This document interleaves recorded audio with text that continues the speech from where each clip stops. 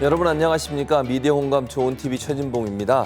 한국언론진흥재단이요 10대 청소년들의 미디어 이용 조사 결과를 발표를 했는데 내용을 보니까요 뉴스를 온라인 동영상 플랫폼을 통해 본다는 비율이 63% 이상으로 크게 증가했다고 합니다. 뿐만 아니라 SNS를 통한 뉴스 소비 비율도 높아졌다 이렇게 얘기를 하고 있는데 문제는요 이런 온라인 플랫폼이라든지 SNS가 허위 조작 정보, 소위 가짜 뉴스라고 하죠. 이런 뉴스를 생산해내는 그런 역할을 하고 있는 게 문제라는 겁니다. 결국 우리 청소년들이나 어린이들이 뉴스를 잘 선별할 수 있도록 하는 미디어 리터러시 교육이 필요한 시점이 아닌가 하는 생각이 듭니다. 정부 기관, 학교가 함께 나서서 미디어 리터러시 교육을 좀 더 강화해야 되겠다 이런 생각이 듭니다.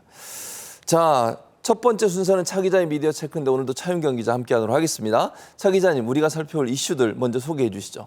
네, 이번 주 차 기자의 미디어 체크. 첫 번째 소식은 가짜뉴스 국감된 방통위 방심위 국감. 두 번째 소식은 미확인 정보 넘치는 이스라엘 하마스 전쟁 보도. 마지막 소식은 방송사 홈쇼핑 연계 편성 증가입니다. 내용이 궁금해지는데요. 첫 번째 소식부터 알려주시죠. 네, 미디어 체크 첫 번째 소식은 가짜뉴스 국감된 방통위 방심위 국감입니다. 지난 10일 국회에서 과학기술정보방송통신위원회의 국정감사가 열렸습니다. 방송통신위원회와 방송통신심의위원회에 대한 국감이었는데요. 가짜뉴스로 시작해서 가짜뉴스만 다루다 끝났다라는 비판이 나오고 있습니다. 자세한 내용 기자협회부 기사로 전해드리겠습니다. 방송통신위원회와 방송통신심의위원회 국감에선 가짜뉴스를 둘러싼 치열한 공방이 오갔습니다. 야당 의원들은 가짜뉴스 근절 대책에 대해 법적 근거가 없는 월권 행위라고 비판했고 여당 의원들은 포털 등을 향한 더욱 강도 높은 조치를 주문했는데요. 가짜뉴스 규제가 법에 근거하지 않아 위법이라는 야당 의원들의 비판에 대해 이동관 방통위 위원장은 적극 행정이라는 표현으로 반박 논리를 폈습니다.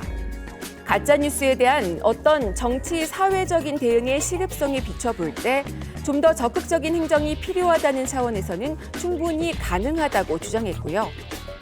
방통위의 원스트라이크 아웃제 추진 등이 유언비어 날조, 유포 행위 등에 대해 폐단까지 경고한 유신시대 긴급조치 9호를 연상케 한다는 지적에는 그런 일이 다시는 있을 수 없고 가능하지도 않다라며 그런 일이 있다면 저도 온몸으로 막겠다라고 밝혔습니다.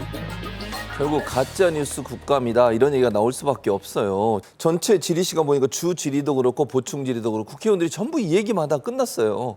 그럼 다른 현안에 대해서 제대로 국정감사가 이루어졌냐? 그거 아니라고 보이거든요. 그렇습니다. 이렇게까지 한 이슈에 집중하다 보면 우리가 반드시 알아야 되고 점검해야 될 국정 운영에 대한 점검이 소홀해질 수 있다 이런 비판이 나오는데 어떻게 생각하세요? 올해 방통위의 이슈가 참 많았죠. 예. 위원 선정 논란도 있었고요. 그리고 TV 수신료 분리징수 문제도 있었고 예. 공영방송 이사진을 무더기로 해임했다는 논란도 있었습니다. 예. 또 방심위에서도 방심위원장과 부위원장 해촉 문제가 논란이 됐는데요. 이런 문제들은 국감에서 다뤄졌어야 하는데 제대로 다뤄지지 못했습니다.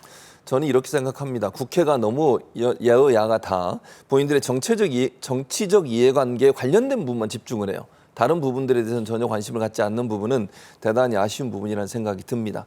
자, 두 번째 소식으로 넘어가 보겠습니다. 네, 미디어 체크 두 번째 소식은 미확인 정보 넘치는 이스라엘 하마스 전쟁 보도입니다. 이스라엘과 하마스 간의 무력 충돌이 발생하면서 양측에서 많은 민간인 희생자가 나오고 있습니다. 여기에 허위 정보까지 더해지면서 지금 사태를 악화시키고 있다는 우려가 나오고 있는데요. 미디어오니 기사로 전해드리겠습니다.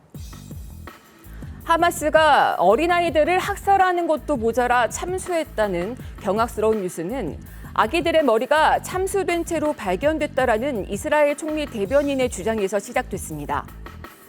이 주장은 이스라엘 방송사가 보도하면서 처음 퍼졌는데요.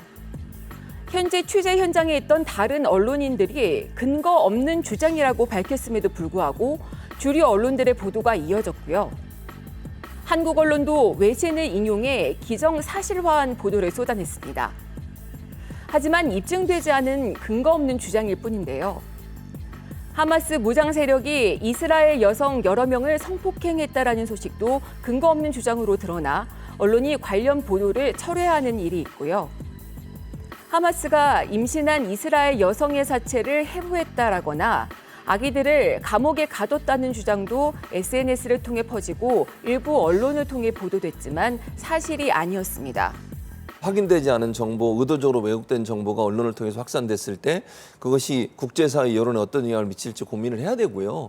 언론사들이 확인도 안 하고 이렇게 소위 거짓 정보들 또 조작된 정보들을 그냥 검증 과정 없이 보도하는 것은 대단히 위험하다는 생각이 드는데 이게 언론 입장에서 왜 이렇게 검증을 안 하고 보도를 하는지 좀 이해가 안 가는 상황입니다. 저도 그렇습니다. 이번 전쟁의 경우에는 양측의 소셜미디어를 굉장히 적극적으로 활용을 하고 있습니다. 예. 아무래도 세계적인 관심이 있다 보니까 뭐 전쟁 당사자들뿐만이 아니라 지지자들도 이런 소셜미디어들을 활용을 해서 여론전을 또 심리전을 펼치려는 의도가 있겠죠. 예. 근데 그러면서 허위 정보 그리고 확인되지 않은 정보 때로는 의도된 왜곡된 조작 정보를 그러니까 급속도로 퍼뜨리는 일들도 일어나고 있습니다. 이런 경악스러운 뉴스들이 빠르게 쏟아지면서 초반에는 언론들이 이 뉴스가 사실인지도 제대로 검증하지 못하는 일들이 일어났습니다. 또 만약에 일부 보도가 사실이라고 해도 한쪽의 폭력이 다른 한쪽의 폭력을 정당화할 수는 없죠.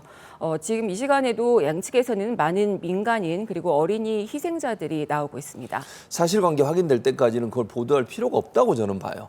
이게 속보성으로 나갈 이유도 아니고요. 그런데 그런 부분들이 제대로 검증 안 되는 것은 언론들이 너무 사람들의 관심을 끄는 말초신경 자극적인 그런 보도만 하고 있다는 비판을 피할 수 없을 거다. 이런 생각이 듭니다.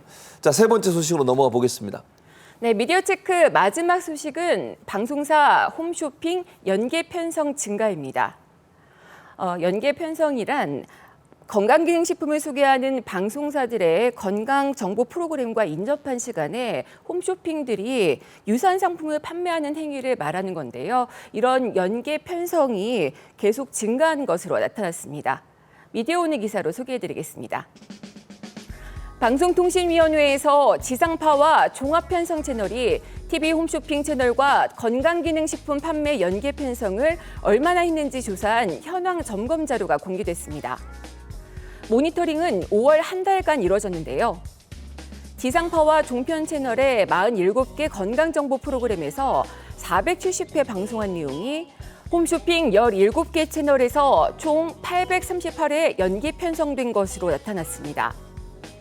지난 7월 조사에서는 한 달간 51개 건강정보 프로그램에서 754회 연계 편성된 것으로 확인됐는데 비교하면 올해 프로그램 수 대비 횟수가 증가한 겁니다.